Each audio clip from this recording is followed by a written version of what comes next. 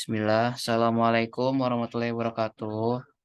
Alhamdulillah, pada kesempatan malam hari ini, kami dari kelompok 5 yang beranggotakan saya sendiri, Fatih Abdurrahman Sidik, Saudari Maulani Azmi Afiani, dan Saudara Riza Zaki Muhammad akan mempresentasikan terkait penerapan konsep keputusan pendanaan dan keputusan dividen dalam riset.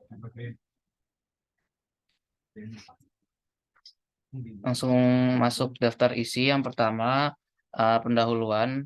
Lalu ada selanjutnya tinjauan teoritis dan pengembangan hipotesis. Lalu yang ketiga ada metode penelitian. Yang keempat ada analisis dan pembahasan. Dan yang terakhir ada kesimpulan. Langsung masuk materi yang pertama yaitu pendahuluan akan dibacakan oleh Saudara Reza Zaki Muhammad. Waktu dan tempat dipersilakan.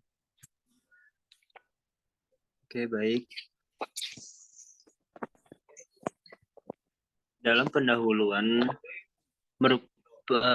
pertumbuhan perusahaan merupakan harapan dari berbagai pihak, baik internal maupun perusahaan eksternal.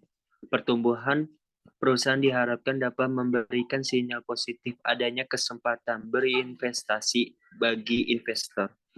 Prospek perusahaan yang memiliki potensi tumbuh tinggi memberikan keuntungan karena investasi yang ditanamkan diharapkan akan memperoleh return tinggi di masa yang akan datang. Berbagai penelitian tentang invest opportunity set telah banyak dilakukan baik di luar negeri maupun di Indonesia. Hasil penelitian Fijrijanti dan Hartono menurut 2000 menemukan bahwa perusahaan yang tumbuh mempunyai keputusan pendanaan yang lebih rendah daripada perusahaan yang tidak tumbuh. Dalam hal keputusan dividen ditemukan bahwa perusahaan yang tumbuh membayar dividen yang lebih rendah daripada perusahaan yang tidak tumbuh. Di sisi lain, penelitian Iswahyuni Suyanto pada tahun 2002 menunjukkan bahwa tidak ada perbedaan yang signifikan antara perusahaan yang tumbuh dan perusahaan yang tidak tumbuh dalam hal pengambilan keputusan pendanaan, keputusan dividen, respon perubahan harga, dan volume perdagangan. Lanjut, tinjauan teoritis dan pengembangan hipotesis.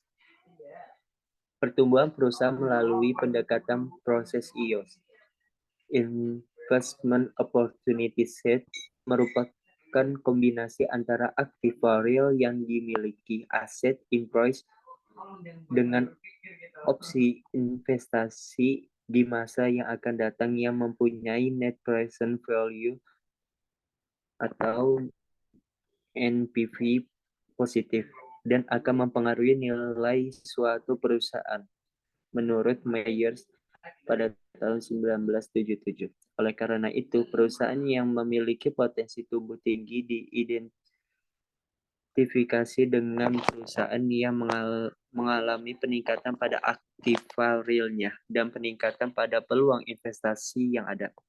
Opsi future investment tersebut tidak hanya ditunjukkan dengan adanya proyek-proyek yang didukung oleh kegiatan riset dan pengembangan saja, tetapi juga kemampuan perusahaan yang lebih dalam mengeksploitasi kesempatan mengambilan keuntungan dibandingkan perusahaan lain dalam satu kelompok industri. Oleh karena itu, dikembangkan suatu proksi untuk pertumbuhan perusahaan yang selanjutnya disebut proksi IOS atau Investment Opportunity Set. Proksi berdasarkan harga merupakan proksi yang menyatakan bahwa proksi pertumbuhan perusahaan sebagian dinyatakan dalam harga pasar. IOS yang didasari pada harga akan berbentuk suatu rasio sebagai suatu ukuran aktiva yang dimiliki dan nilai pasar perusahaan.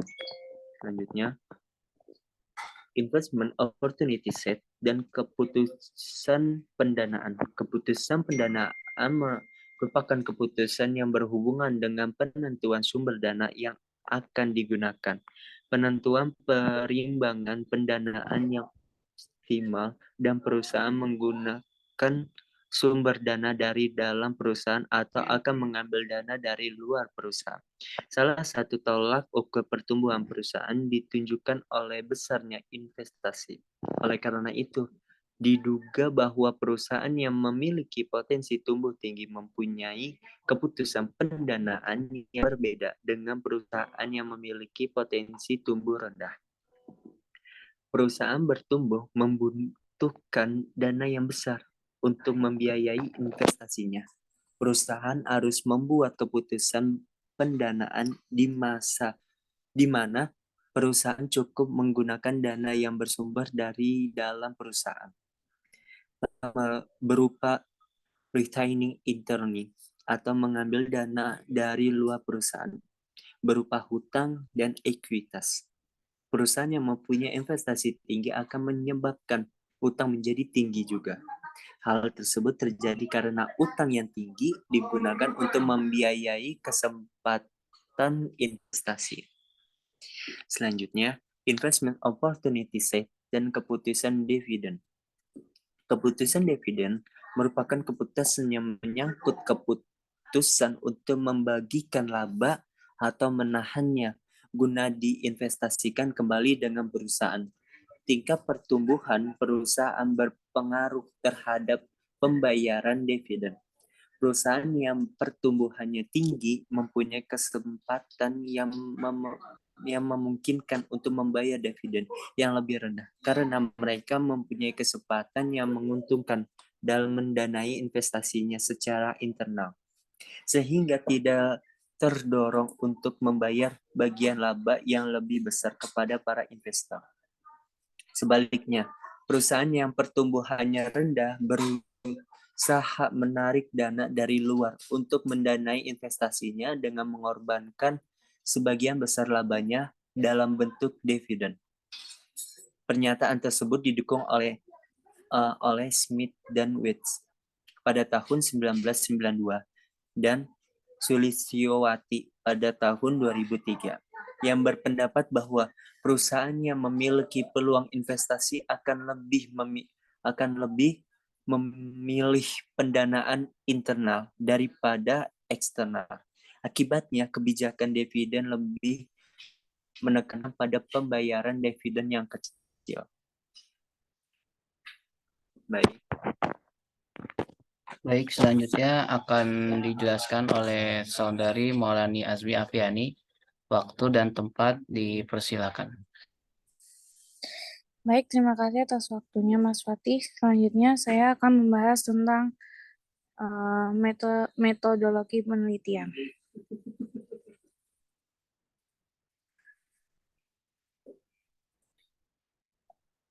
Ya, yang pertama, populasi dan sampel. Populasi dalam penelitian ini yaitu seluruh perusahaan publik yang terdaftar di Bursa Efek Indonesia. Sampel dalam penelitian ini adalah perusahaan publik yang terdaftar di Bursa Efek Indonesia yang dipilih dengan metode purposive sampling, yang dimana yaitu sampel dipilih atas dasar kesesuaian karakteristik sampel. Yang pertama, perusahaan terdaftar di BI selama 3 tahun, yaitu periode 2005 sampai 2007. Yang kedua, perusahaan bukan merupakan lembaga keuangan, perbankan, asuransi, maupun perusahaan pemerintah dengan alasan untuk mengantisipasi adanya pengaruh peraturan tertentu yang bersifat khas yang dapat mempengaruhi variabel dalam penelitian. Yang ketiga, perusahaan menerbitkan laporan keuangan selama periode penelitian secara lengkap. Dan yang terakhir, perusahaan tidak memiliki laba negatif atau menderita kerugian pada periode penelitian.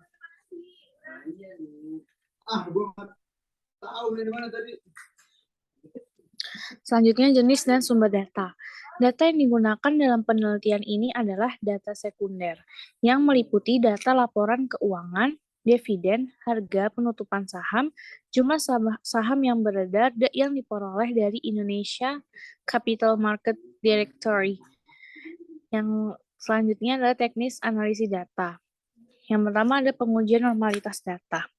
Dalam penelitian ini dilakukan uji normalitas dengan menggunakan Kolmogorov-Smirnov, yaitu uji normalitas secara parametrik dengan kriteria jika p-value lebih dari 0,5 berarti data terdistribusi normal.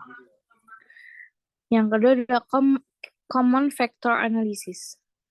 Nilai dari proxy IOS yang dianalisis dengan common factor analysis untuk mengklasifikasikan perusahaan yang berpotensi tumbuh tinggi dan perusahaan yang berpotensi tumbuh rendah.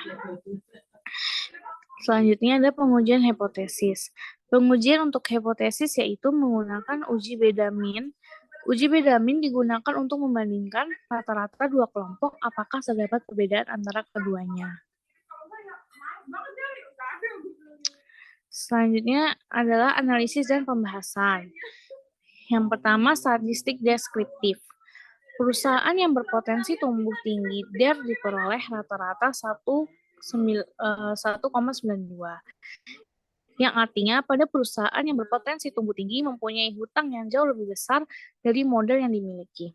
Sedangkan pada perusahaan yang berpotensi tumbuh rendah diperoleh rata-rata DER sebesar 0,61. Yang artinya pada perusahaan yang tidak tumbuh mempunyai hutang yang lebih kecil dibanding dengan modal yang dimiliki dalam struktur pendanaan. Perusahaan yang berpotensi tumbuh tinggi mempunyai rata-rata dividen yield sebesar 3,86.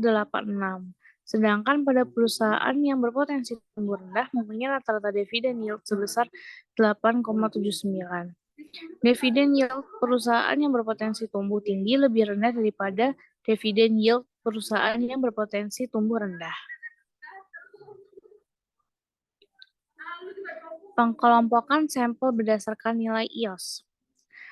Pengkelompokan sampel menjadi dua kelompok, yaitu perusahaan yang memiliki potensi tumbuh tinggi dan perusahaan berpotensi tumbuh rendah, menggunakan analisis faktor. Nah, analisis faktor digunakan karena dapat mengidentifikasi dimensi-dimensi laten atau membentuk representasi atas variabel-variabel asli. Pengujian hipotesis. Hasil pengujian hipotesis 1. Pengujian hipotesis 1 untuk mengetahui apakah terdapat perbedaan keputusan pendanaan antara perusahaan yang berpotensi tumbuh tinggi dengan perusahaan yang berpotensi tumbuh rendah. Nilai mean rank atau rata-rata debt equity ratio perusahaan yang berpotensi tumbuh tinggi sebesar 21,75, lebih tinggi daripada rata-rata DER perusahaan yang berpotensi tumbuh rendah, yaitu sebesar 11,25. Hasil ini menunjukkan bahwa perusahaan yang berpotensi tumbuh tinggi memiliki DER yang berbeda dengan perusahaan yang berpotensi tumbuh rendah. Hasil pengujian hipotesis 2. Pengujian hipotesis 2 untuk mengetahui apakah terdapat perbedaan keputusan dividen antara perusahaan yang berpotensi tumbuh tinggi dengan perusahaan yang berpotensi tumbuh rendah. Tolak ukur yang digunakan adalah dividen yield. Hasil penelitian ini menunjukkan bahwa dividen yield dari perusahaan yang berpotensi tumbuh tinggi lebih rendah dibandingkan dengan perusahaan yang berpotensi tumbuh rendah. Selain itu, uji Whitney memperlihatkan bahwa nilai rata-rata dividen yield perusahaan yang berpotensi tumbuh tinggi sebesar 11,9 dan perusahaan yang berpotensi tumbuh rendah sebesar 21,91. Hasil ini menunjukkan bahwa perusahaan yang berpotensi tumbuh tinggi memiliki rata-rata dividen yang berbeda dengan perusahaan yang berpotensi tumbuh rendah. Penentuan keputusan perusahaan juga berkaitan dengan masalah free cash flow perusahaan. Perusahaan yang bertumbuh mengalami kesulitan free cash flow karena laba yang diperoleh digunakan untuk mendanai investasi yang ada. Akibatnya, dana yang digunakan untuk membayar dividen menjadi semakin terbatas.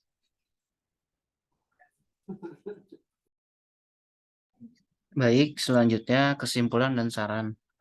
Yang pertama, terdapat perbedaan keputusan pendanaan antara perusahaan yang berpotensi tumbuh tinggi dengan perusahaan yang berpotensi tumbuh rendah, yang dimana tingkat utang perusahaan yang berpotensi tumbuh tinggi lebih besar daripada perusahaan yang berpotensi tumbuh rendah.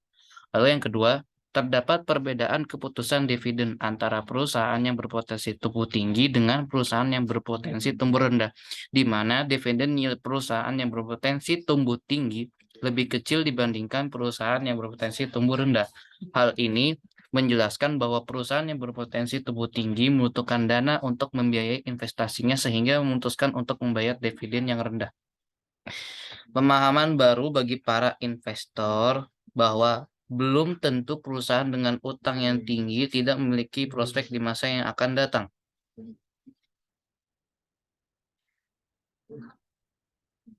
Tetapi sebaliknya, utang yang tinggi digunakan perusahaan untuk membiayai investasi yang besar. Demikian juga pembayaran dividen yang rendah belum tentu perusahaan tersebut tidak baik, karena laba yang diperoleh digunakan untuk reinvestasi. Oke, baik. Sekian dan terima kasih. Kurang lebihnya mohon maaf dari kelompok 5. Wabillahi taufik wal hidayah. Wassalamualaikum warahmatullahi wabarakatuh. Waalaikumsalam warahmatullahi wabarakatuh. Makasih, Kak.